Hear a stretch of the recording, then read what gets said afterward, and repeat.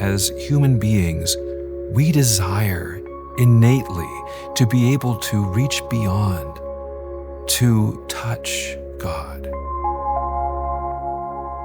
Simone Weil, at the beginning of the 20th century, differentiated grace from gravity. Gravity, which holds us down and is earthly. Grace, which pulls us up to the transcendent. Grace is like a human gift, has a divine right. God's grace is what God thinks is best for us. It's not like a toy or a physical thing. It's something that's given to your soul. We might call it any number of things. And I don't believe that grace is something that any one religion or tradition holds as its treasure. When I think about the grace of God, I think about how, according to the Bible, every person was imbued with holiness. Every person was made in God's image. And we have to find that godliness and holiness in every person.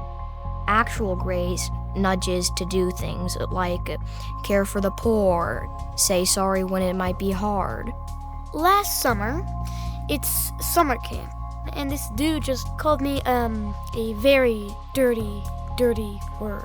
I'm not going to mention or call out names for privacy. The next day, I got some candy, and he didn't get much, so he only got one thing, and he was really sad about it, so I felt bad for him, and so I let him choose from one of the pieces I had. I mean, you're still gonna be mad, but it makes you feel really good and peaceful inside. Grace is important because just accepting one nudge, one actual grace can change the course of your life.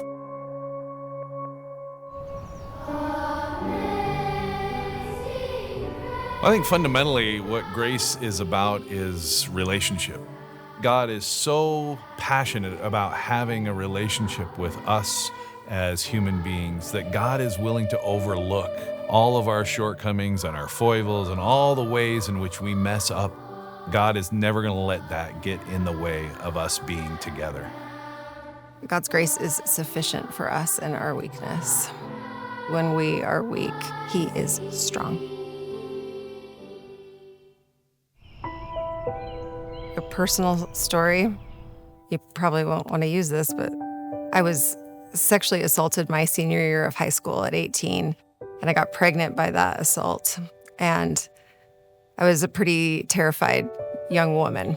And I remember finally sort of mustering the courage to go to my parents, but I did not know really how to even communicate what had happened to me. And my mom just turned to me and she had tears in her eyes, but a genuine, joyful expression on her face and a smile. And she just took me by the hands and she said, like, Jamie, it's gonna be fine. I don't know what happened. And that actually doesn't matter. We'll get there. You're gonna be fine. And I remember being like, that's what grace is. I felt it wash over me in this moment of extreme shame, which when we really come to feel loved by God, we realize there's not vocabulary big enough for that. It's freedom, isn't it?